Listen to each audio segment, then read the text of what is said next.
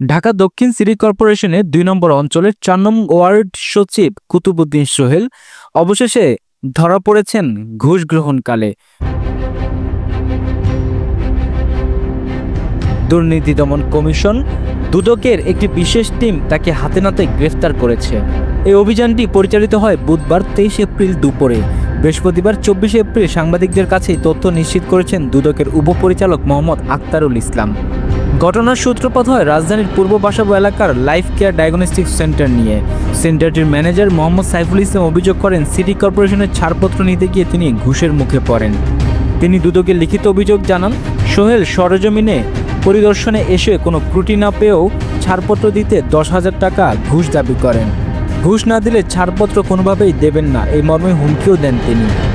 আইনের প্রতি শ্রদ্ধা রেখে দুর্নীতিবাজকে আইনের আওতায় আনতে সাইফুল ইসলাম কৌশলগতভাবে টাকা দিতে সম্মত হন। এরপর দুদক ফাঁদ পাতে এবং ঘুষের অর্থ লেনদেনের মুহূর্তেই কুতুবুদ্দিন সোহেলকে গ্রেপ্তার করে।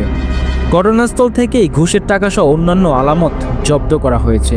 সাইফুল ইসলাম অভিযোগে আরও উল্লেখ ছিল, সোহেল প্রতিটি সেবা প্রার্থীর কাছ থেকে ছাড়পত্র দিতে ঘুষ নেন। এটা তার নিয়মিত অভ্যাস।